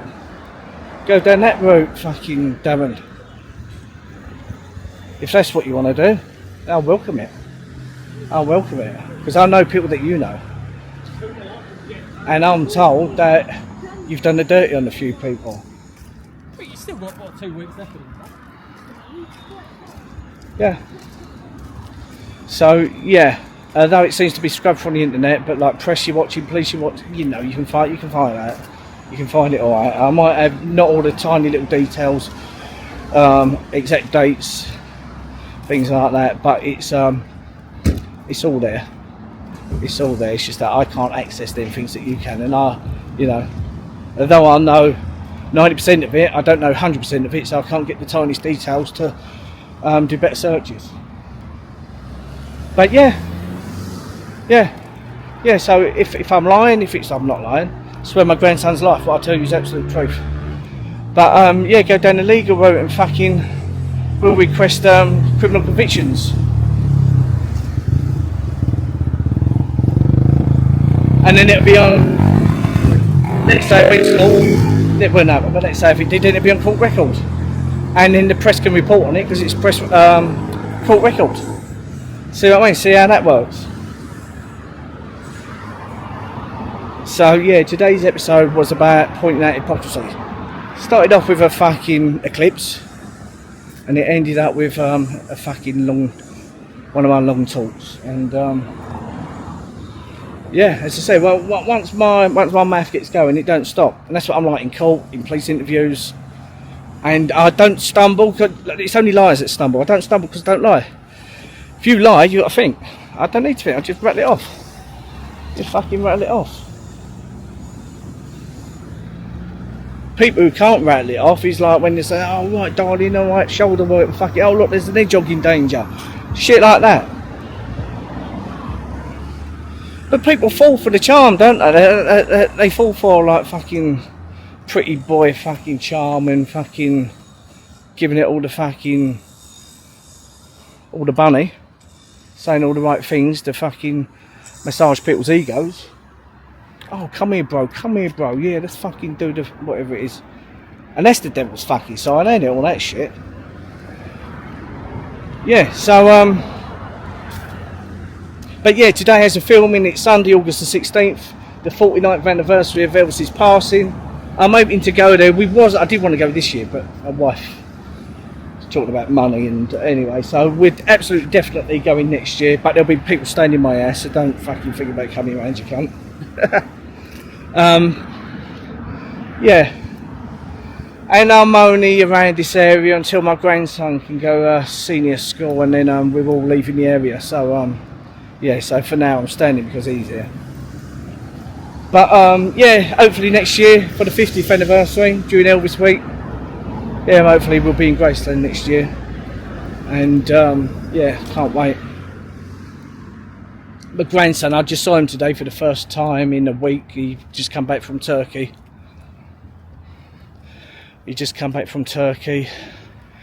And then at the end of the month he goes away with my wife and my ex. Yeah, they're good mates. Yeah, she's the partner of my friend who just died of cancer, Sam's mum, my boy's mum. So yeah, they're going away together to Cyprus with my grandson. I'm the only cunt who ain't going away. I said to my son, I go, don't worry about that, I'll go on pussy patrol. He goes, you won't be going on no. He goes, you'll just be going on patrol, not pussy, just patrol. He goes, you'll just go for a drive. Yeah, I know. Fuck you know. Yeah. See, my wife's going for a fucking perimenopause. Been hearing about that fucking thing for years. Jesus. Anyway, I suppose I better end it here. I've waffled on for a long time. I hope you can hear me alright. I've got wireless mics, but if I get the game wrong, last time I used it I got the game wrong, and fucking I don't like using them since then. Yeah, but because of the traffic, I should have stayed around the back streets, but I was making a point of being outside the cherry tree, weren't I? Oh, that was another thing, talking about murders, and I've told you about EastEnders when I used to go up there and wanted to be on EastEnders. I had a date once with that Jim McCluskey who was murdered by a brother. And she was actually talking about it, what was his name, Jason? She was actually talking about it on the date. So what it was, I was writing scripts, and she wanted to part, and I think I don't think it was like a proper date. I thought it was a date, but I think she just wanted to part. But yeah, Gemma, yeah, she was alright. Used to text each other. She used to say, "Shut up, Cole." Not shut up, shut up, Cole. And because I use nose spray all the time, because my nose have got sinus problems, you know, I come out the toilet fucking sniffing, and she thought I was on the fucking gear because her brothers were, and that's how she started talking about her brothers. Never forget that. Yeah, she thought I was on the gear. I wouldn't touch that shit. Fucking give you a heart attack. I don't like cokeheads. But yeah, poor Gemma, because we all went Anna Shears, didn't we? Drama school. And so that's how I knew Gemma, because she was in EastEnders, weren't she, for a while? Played Robbie's girlfriend, Kelly, with Brooke McKenzie. Is that her name? No, Brooke Kinsella. That was it. Yeah, Brooke, we was actually there. I think a few days after her brother got murdered up Islington, got stabbed, didn't he? Yeah. So and then I got to know Ray Pantaki, and he played one of the Ferreiras, didn't he? And then yeah, I got to know him from work as well, Papin. And then he got me in a music video with Danny Dyer and Frank Harper for his cousin. So yeah, Ray's cousin, Ray Benteke. Yeah, his cousin was doing a music video, and he got Danny Dyer to be in it and Frank Harper. So it was like a Football Factory reunion. So we done that. Met Danny's mates, that's from Dagenham as well. Went out drinking with him a few times after that. When I was single, that was. So I told you I'm not really a drinker, but like when you're single, you got to go out and about, ain't you?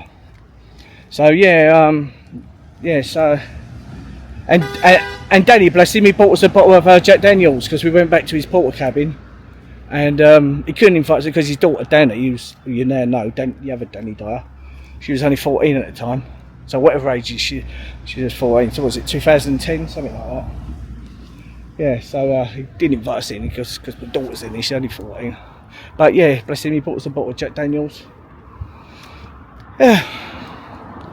Yeah, and I told her, funny enough, a friend of mine, Sharon, she went to his dad's wedding a couple of weeks ago. I think like up Canning Town way, somewhere like that. Yeah, she went to his wedding. Yeah. Anyway, I'll end this episode here because like I just won't stop. Like the fucking Duracell bunny, I'll just keep going and going. Like the fucking Terminator. Anyway, speak shit. I'll see you in episode 15.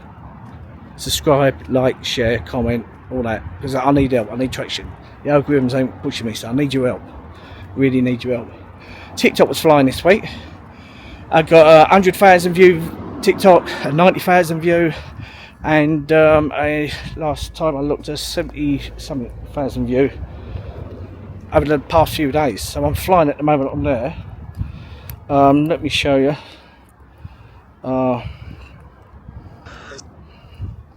Yeah, so yeah, it was just this week. I had like literally about 60 subscribers about the week before. So it's on 498. Yeah, look, that one there, that's on 79. Don't know if you can see it. That one's there on 79. That one there from yesterday about Chess Key, that's on 15.3. The one with the keys are doing a 3-point turn on my drive, I've done about 3 of them. I milked it. So one's on 120.4 thousand.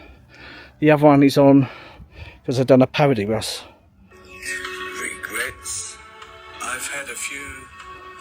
My funny little run is one I should mention. Yeah, so that's on 79.1. The fucking highway. Yeah, so TikTok's flying at the moment. So I thought, do you know what? Let's fucking build this momentum and keep going. If only all you people could then go over to TikTok, YouTube, and subscribe there. Because I need to get monetised, don't I? And I can't fucking get my family out of this country without being monetised and getting money coming in. So I need your help. Really need your help. If you've got any empathy for what I've been through in the past, just help me out by subscribing and things like that, and sharing. And then I can not asking for any handouts, which I never have done, but I can help myself, can't I? But all I need you to do is back me. That's it. Just need some backing. If you like these stories, I'm sure there'll be many more where they come from, and then more money coming in, then I can do more things and I can talk about more shit. And who else you know can just talk like this for hours? Seriously, like I know Gymskin streams and all that, and like he's buying fucking these rare Pokemon cards for £4 grand. Yeah, but like I'm literally constantly fucking talking. You know, like he can't do that. He can't do that. He can just he can put on the charm the birds out the trees with all the hedgehog saving. But when it comes to the truth about his dad killing a man with cancer, he can't tell you that, can he? So as I said, it ain't like I've literally just started just a few months ago. Literally just started. He's been going to what, 5 years I'm hearing? I don't know. So yeah, but I plan on fucking going all the way myself. So yeah, but as I said, with me it's the real deal. It's real talk, it's real fucking stories. And if I can, I always provide receipts, evidence. So yeah, if you want the real deal and you want real stories, and yeah, subscribe, follow. Alright, speak to you later. Oh yeah, just another thing I wanted to add about Stevie Leader, who was punched and died by Gymskin's dad, Darren Bronson, his nickname, real nickname, not Silverskin. Yeah, any of the Leader family, because I mean he died back in the 90s. So any of the Leader family watch this, I'm sure it'll get to you. You know, get in touch. Just, you know, let's get together. Let's get together. Let's talk about it, and then we can have the victim's family tell you what happened and what they think. So yeah, if you know, if you think I'm talking shit, then so we can either go down the legal route where we'd have to call for your criminal convictions, and we can get the actual Stevie Leader's family involved, and they can say, you know, what happened more than I can, and they can say what they think about his son fucking parading Darren about his dad, raking it in, while their fucking father, brother, son, whoever is pushing up the daisies. Don't mean to speak derogatory of the dead or anything like that, but yeah, the man's dead, whether he had a brain tumour or not. But like, it was caused by basically that punch caused him to, I know you could call it an accident, but if it's an accident, okay, fair enough, then why aren't you talking about it? Why aren't you owning it? Why aren't you like telling people? Why aren't you telling the public? Why aren't you covering yourself in case it ever come out? No, you got too cocky and you thought it'd never come out. You thought it was so long ago, it's scrubbed from the internet and no one will ever find out, and now we can just like fucking act as if nothing's happened while we're fucking cashing it in. It's just a bit of a fucking kick in the teeth to the family, I would think. Yeah. And why is it a kick in the teeth to them? Because of the old bill, because the police thing. The police posing for selfies in all church, like glorifying all this shit. It's and I think like you either you know, if you don't know, you fucking should know, and you know, maybe you should do your homework, because like a public figure like that, and you know, you're fucking asking for selfies, calling the geezer over while you're on duty, and you're fucking calling him over, asking for selfies. You know, it's not on. It's not on, is it? Number one, you're on fucking duty, and number two, it's I know you can say, oh well, it's 2 seconds. Yeah, I get it. I absolutely get it. But it's the point. It's the fucking point. You've fucking been on my back, I'll be on your back. I'll tell people. Oh, and I made a police complaint about it. Yeah, just for good measure, just to let them know that I know, and that I think it's fucking. And as I said, he was also live streaming with, pretending he didn't know him, but Kenny Noy, who killed one of your lot. Killed a copper. Stabbed him. And I said, like, you know, does he really not know him? How can you not know? Come on. And you're having a conversation about the fucking Essex boys, Pact 8, and you're telling me you don't know? Come on, we're not that naive. This is the moment. A clueless TikToker called notorious killer Kenneth Noy an old school gangster without having the slightest idea who he was actually talking to. The veteran villain casually chatted to Gymskin, real name Jack Smith, in a cafe in Sevenoaks, Kent. Footage shows the conversation turning to Essex. Chick work, you are, aren't you? No, I don't. He was like, how many chicks is the one? Since the 60s. Fucking hell. Yeah. How old are you? Well, I'm quite old, but You look well though, innit? thank you very much. You look proper. Yeah, nice meeting you. Absolute pleasure. Lovely to meet you, mate. Why, do you proper train? Well, yeah, I've been doing it quite a long time. Mate, you're in good shape. Yeah.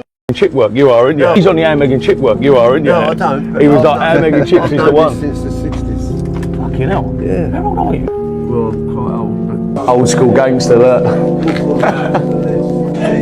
It's like 16 minutes from where I live, so I can jump in a car, drive there on a quick one. Brentwood, Essex. Yeah, all the old Essex boys, yeah. Old school gangster, that. And even so, once you did find that, Gymskin or Jake, whatever you want to call yourself, once you did find that, you know, you could have scrubbed that from the internet. But I know it's live streamed, but like you upload these things to YouTube after, don't you? And like people clip them. You know, you could have took it down, because it's a bit like bad taste, ain't it? You're glorifying the geezer who killed that Stephen, forget his name, on the M25, stabbed him, and you stabbed that copper in Kent. So, do you know what I mean? Once you found out Gymskin, you could have scrubbed that, couldn't you? But no, you've not made any public like, I didn't know that was a murderer I was talking. No. You know why? Because you're in favour of the murderers, ain't you? Because you're old man's one. Or it's manslaughter, whatever way you want to cut it. But either way, he caused the man's death who had cancer. He had brain tumours. You hit him and he died. Whether that's manslaughter or you want to call it GBH, whatever, but whatever way you cut it, he fucking died. And then you glorifying the other murderer, Kenny Noy. And, okay, let's give you the benefit of the doubt. You didn't know at the time. No one fucking believes that, Jake. But you know after, don't you? Because it's all over the fucking internet. You know after. And you didn't address it after. You didn't say, oh, I don't mean to glorify a murderer. No, you're fine with it. You think, oh, he's an old school gangster. He's like my dad. Fuck off. Means nothing. It's like these people have to walk about with their fucking XL bullies or their fucking Rottweilers or whatever fucking big cunting dog they. I walk about with little gay dogs. Because you know why? Because I don't need a dog to make me look fucking, to feel my ego, to fucking make me look scary. I don't need to do anything. I've just got self-confidence and assurance. I've got self-confidence and fucking don't need to prove anything to anyone. Don't need to tell anyone anything. I don't need no reputation, no nothing. People's reputation precedes you anyway. You don't need to talk. If you are, you are. And I've got a reputation for fucking acting things. Where I call a spade a spade. When I see something wrong and I disagree with it and it's you know, you're being a hypocrite, then I point it out. That's what I fucking do, and I don't give a shit. Don't give a fucking... At my age, you don't care. At fucking 54, you don't give a fuck. All I care about now is speaking the truth, speaking God's truth, and getting my family out of this country. That is all I fucking care about. And all I'll do is speak the absolute, honest fucking God's truth. That is all I will do. As I said, don't need to think about it. It just flows. When you lie, that's when you can't talk. That's when you put your head down. That's when you have to keep looking up and fucking... when you have to think about shit. I don't... You know, I can just rattle this shit off because I know, because I'm speaking through truth from the heart. So, yeah. So, Stephen Leader's family, you're out of Beacontree. Used to drink in the Pipers. And Stevie Leader used to drink in the Ship and Anchor. At the Fiddlers and the Travellers. Obviously, Cherry Tree and the Pipers at Beacontree. So, and I think Lee Trex, what was the Royal Oak up Green Lanes. What was... I put a clip of it when it was on Running Scared, when I used it on that programme back in the 80s when I was a kid. Do you wanna know that it doesn't hurt me? Do you wanna hear about the deal? See you. Why? What's he want? Find out. I'll change the plates.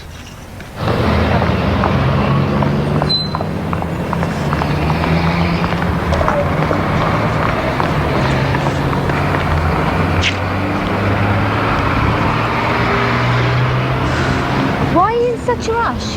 My granddad said he'd finish it tonight.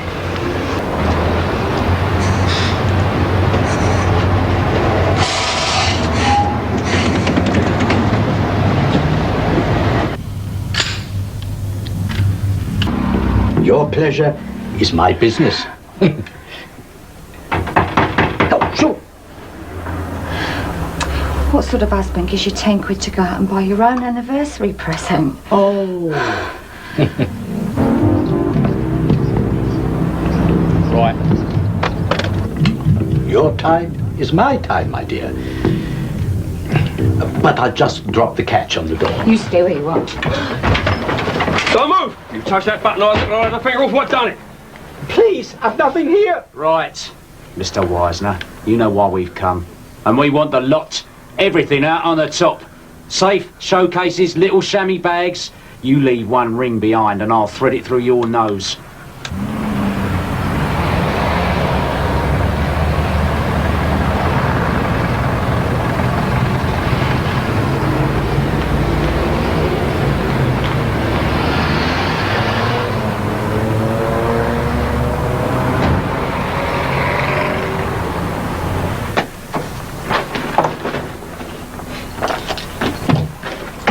So, in future, when you get offered protection, you take it.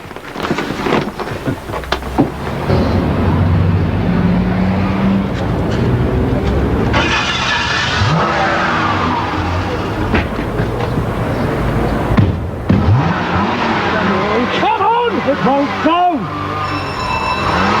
Time!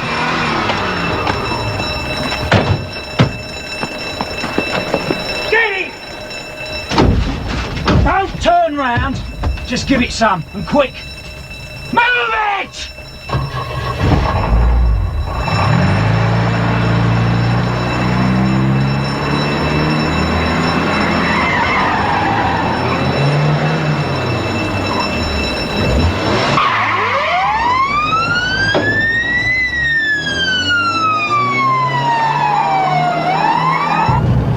But yeah, they knocked it down fucking flats. And my mate's dad owned it for a while. Dave Allen, someone I went to school with, his dad owned it for a while. So and that was the Tricks or Posers. They had like a club upstairs. So yeah, all these people used to drink around there with like John Nelson, Jesse Nelson's dad, and Darren, Gymskin's dad. Yeah, so anyone connected to Dagenham back in the 80s, 90s, you're going to be watching this, and if you know the leaders, get them to get in touch with me. The family of Stevie Leader, get them to get in touch with me, and I'd like to know their thoughts about this business with Gymskin's dad, fucking lording it about, rubbing it in your face, posing with old Bill. Yeah, I'd like to get your take on it. So yeah, get in touch. Get in touch, and like Gymskin, I'm sure our paths will cross at some point, and like I don't want no egg, don't want no bother, but you know, if you want to have it at me, but like as I said, I am calling out fucking hypocrites. That's what I'm doing. So yeah, if you've got a problem with that, you know, ain't hard to find me. But as I said, I've got nothing against you. Good luck to you. Good luck to what, you know, you make me laugh sometimes, you know. Good luck to you. I ain't got a problem. I've just got a problem with all the hypocrisy. That's all. And the yeah. All right then. I'm going for good now. See you in episode 15. Sorry, I just had to pull over every time. I see what I mean. Once I get talking, I can't fucking stop. And there's something else I meant to tell you, but I went off on a side track. And but it's really important because I told you about Pete Chubb getting let off for what he done with them images on the 8th of January 2016, the day I went to prison for speaking the truth with evidence. Yeah, and I used to think, where was God? Because I believe in God, Jesus, and I thought, where is God? I feel like, where was you when like I was basically persecuted for speaking the truth? Where was you? Anyway, so round about the time I was googling Pete Chubb after I come out and I found out what happened to him, and that's how I found out the 8th of January. There was another weird coincidence what happened, and I might have the article saved if I ever put it on here now to prove I'm not lying. But I googled because I had a cross which was found outside my house. My ex found it.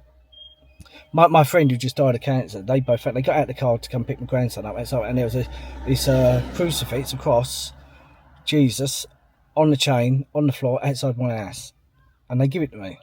I don't think it was real silver or anything, but they give it to me, and I thought, well, that was meant for me. That was like, that found me, so it meant something. And I've took it to court every time, and in fact I give it to Dean when he was dying, and I've got it back now. But yeah, so anyway, it's got INRI written on it, and I always used to think, well, what does that mean? So this particular day, and as I said, if I find it, I'm sure I saved it, or I might be able to Google it and find it again. But I Googled it, and I got the answer, and basically said INRI means something like Jesus Christ, King of the Jews, something like that. And the article what I Googled, and this gave me fucking goosebumps. What date was it? January the 8th, 2016. The day I went to prison. The day I'm asking, where was God? So basically, that was my sign. That was my message, my sign, saying I was with you. It was like the meme with the footsteps, ain't it? Well, I was there, 2 sets of prints on the beach, and then when I needed you most, there was only one. And he said, that's when I carried you. And I believe, yeah, he was with me. That was my sign. It was too much of a fucking coincidence. I know that, you know, it was just an article. But that article was made, and I looked it up like long while after. And yeah, that article was dated January the 8th, 2016. Yeah, so that was my sign. Yeah, if I've got it, I'll put it on in there. Yeah, it was too important for me not to include, so I wanted to say that because it blew me away. And in fact, I'm over the Heath Park estate now, and in fact, what I'm parked next to, that's where Chaz Key was living. Did he kill Neil in that flat or Neil's flat? But Randy, this is the Heath Park estate, and I don't know if you can see, but behind me there's a parade of shops, and above the shops that's where they just filmed Marching Powder with Danny Dyer. Danny Dyer was up there. We knocked on someone's door. Yeah, it's just over there. Over the hold on, let me see if I can turn it around. Yeah, back there, above them shops up there, if you can see. Yeah, that's where they done Marching Powder, and in flats there. That's where Chaz Key lived. Stainsgate Road, Heath Park. So, yeah, my cousin lived over there.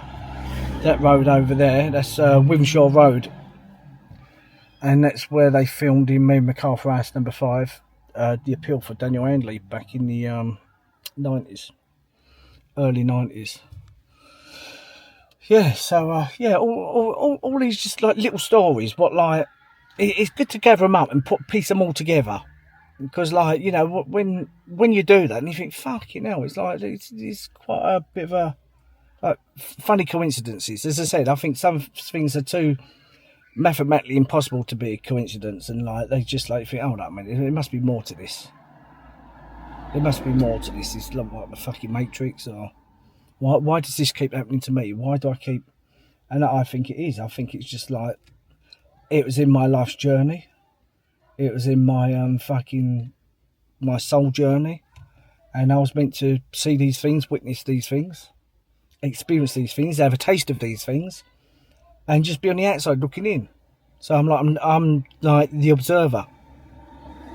Yeah, because I always thought, well, how can I get that close to like stardom and fame and whatever? How can I get that close, taste it, and not get anywhere? And like someone else can just come in and just fucking do it, and they're like, you know, And it's happened to me all my life, and it's all I've always been the observer. I've always, as I said, I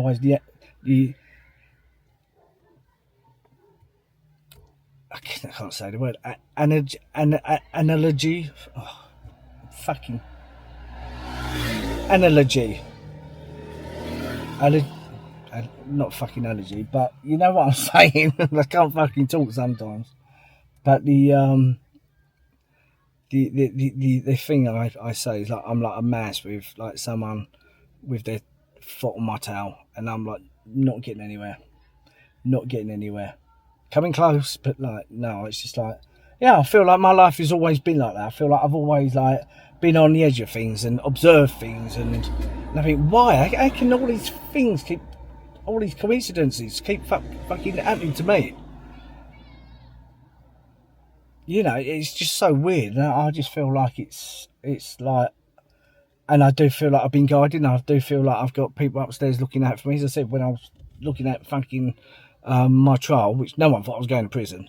I think it was more because of my mouth, because of like what I said to the judge. I think like he lost his rag at me, and that's why he put me away. Because I literally had like 2 cautions to my name at the age of 42 when they done that.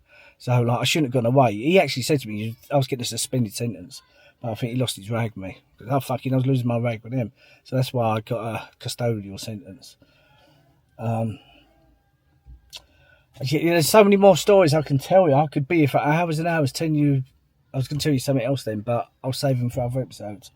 But yeah, it's been one fucking thing after another. So I just wanted to include that coincidence about the 8th of January, that article with about the cross.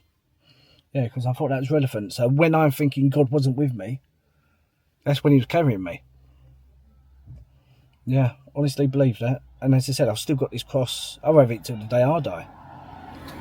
But yeah, as I said, that cross like found me. So, you know, it means something. Yeah. Anyway, I really, really am going. I know you don't fucking believe me now. But yeah, I'm really, really going, alright? I'm going out, alright? I'm really going. Alright, episode 15, subscribe.